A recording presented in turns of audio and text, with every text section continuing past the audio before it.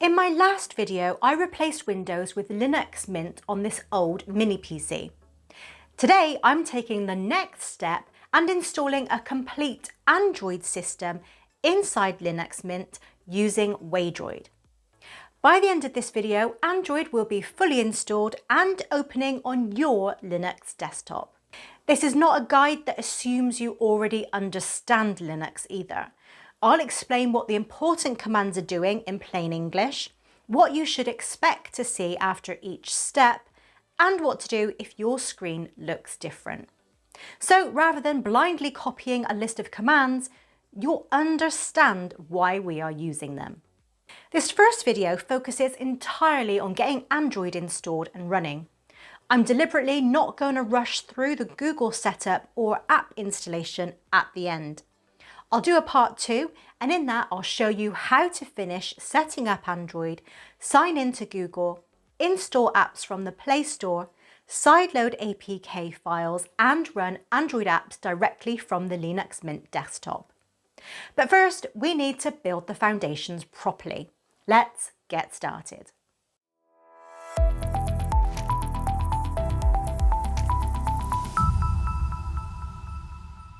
Before we begin, this tutorial is specifically for Linux Mint Cinnamon. I'm using Linux Mint 22.3, but the same process should also apply to other recent versions of Linux Mint 22. If you're using Fedora, Arch Linux, or another distribution, Waydroid itself may be the same, but some of the installation commands and setup steps will be different. I'm also using the GApps version of Waydroid. That is the version which includes Google Play services and the Google Play Store. I'll place every command used in this video in the description below. That means you can copy and paste the commands instead of trying to read every character from the video. Before installing anything, I want to spend a couple of minutes checking that Linux Mint is ready.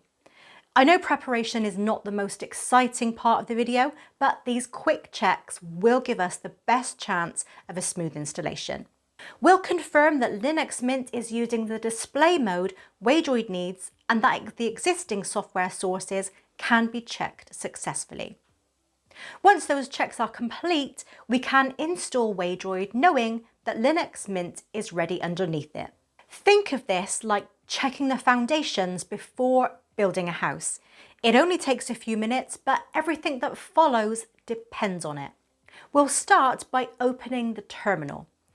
If you've never used Linux before, don't let the name put you off. Think of the terminal as Linux's version of command prompt on Windows. It gives us a place to type direct instructions for the computer. To open it, press Ctrl, Alt and T together. When the terminal opens, you will see your username and computer name followed by a flashing cursor. That simply means Linux is waiting for an instruction. Before we type our first command, there is one important beginner tip.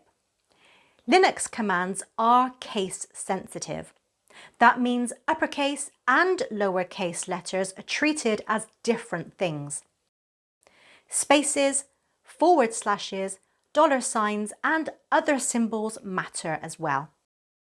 So type each command exactly as it appears on screen. Alternatively, you can copy the command from the description below and paste it into terminal using Ctrl, Shift and V. If you're reading the command from another device, take your time and check every character before pressing enter. The first thing we need to check is which display system Linux Mint is currently using. Waydroid requires something called Wayland.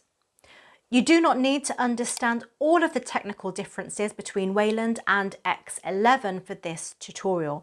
Think of this as checking whether Linux is currently running in the correct display mode. Linux can tell us the answer with one short command. Type this command exactly as shown. The word echo is all lowercase. There is one space after it. The section beginning with the $sign is all uppercase. Once the command is correct, press enter once. Linux will now return one of two likely answers. If it says Wayland, brilliant, your session is already correct and you can move to the next step. If it says X11, don't worry, mine said X11 as well when I first checked it. We simply need to log out and choose the Wayland session from the login screen. Click the Linux Mint menu in the bottom left corner and select Log Out.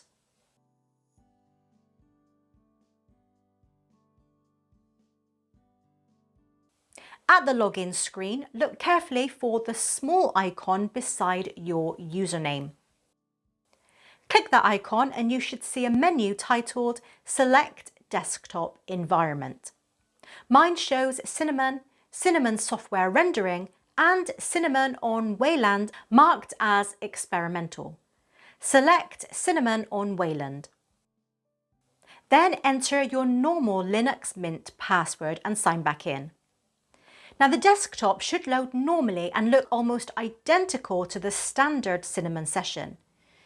Now we should confirm that the switch was successful rather than assuming it worked. Open Terminal again with Ctrl, Alt and T. Run the command again and confirm that it now says Wayland. If it still says X11, log out again and make sure Cinnamon on Wayland is selected rather than the standard Cinnamon option.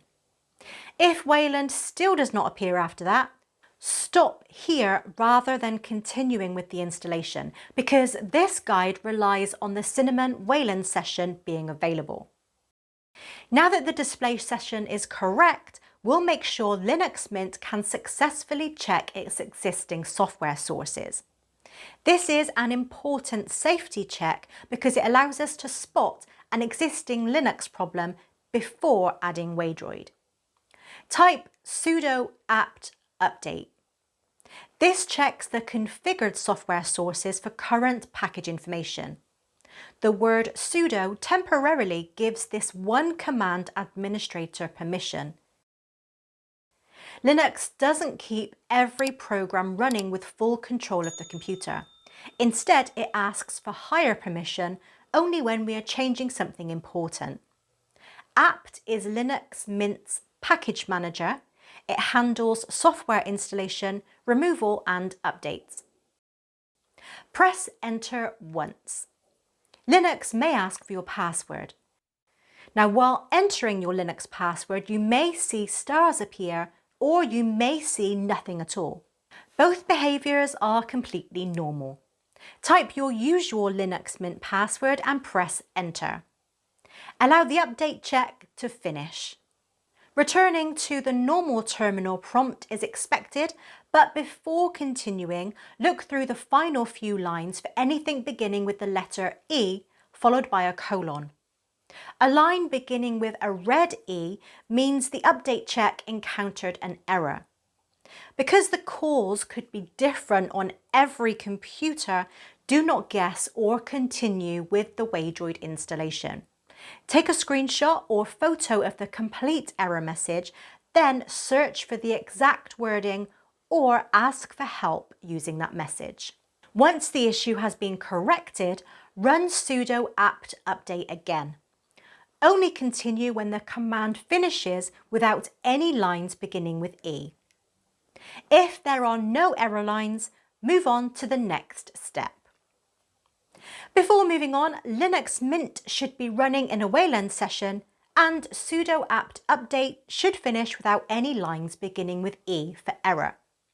If both checks have passed, we're ready to install Waydroid.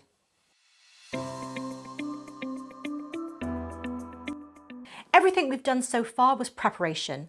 From this point onwards, every step is directly related to installing Waydroid and downloading Android.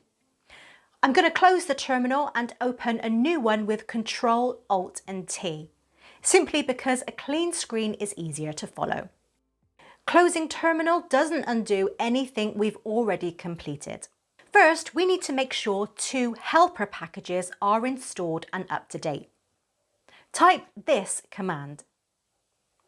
There are spaces between curl and CA and a space before the -y. Press enter and enter your password again if asked. Curl allows Linux to retrieve information from the internet. CA certificates help Linux verify that it is communicating with genuine and trusted websites. The -y at the end automatically answers yes if Linux asks for permission to install or update these packages. If they are already fully up to date, Linux will simply tell you that. But on my machine, curl was already installed, but Linux found a newer version and updated it. So this command is really making sure the tools are both present and correct. Linux Mint now has the tools needed to download software securely, but it still doesn't know where Waydroid lives. Linux installs most software from repositories. You can think of a repository as a trusted software catalogue. The next command adds Waydroid's official catalogue to Linux Mint. Type this command exactly as shown. The vertical line in the middle is called a pipe. On most UK keyboards, you can type it by holding Shift and pressing the / key. In plain English, this command downloads the official Waydroid setup instructions and passes them to bash to run with administrator permission. You should see the repository being added and Linux refreshing its software information. Waydroid itself is not installed yet. We've only shown Linux where to find it and given Linux the security key needed to verify future downloads. Now that Linux Mint knows where to find Waydroid, we can install the actual program. This is the point where the Waydroid software itself is downloaded onto the computer. Type sudo apt install Waydroid and press enter. Linux will show the packages it intends to install and how much storage space is required. It will then ask you whether you want to continue. Type the letter Y and press enter. Once the installation finishes, the normal terminal prompt returns. Waydroid is ready for the Android system.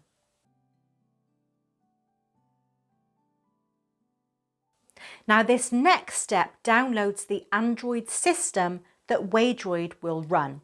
It is the largest download in the process, so it may take several minutes. I'm choosing the GApps version. Now GApps stands for Google Apps. This image includes Google Play services and the Google Play Store, which is what most viewers will probably want. Waydroid also offers a vanilla image without Google services. Now that may suit people who deliberately want a Google-free Android environment. For this series, however, I'm using GApps because part 2 will cover signing in and installing apps from the Play Store. Type this command and press enter. This download took about 9 minutes on my connection. Make sure you do not close terminal while it is downloading, validating or extracting the files. Waydroid first downloads the Android system image and then the vendor image.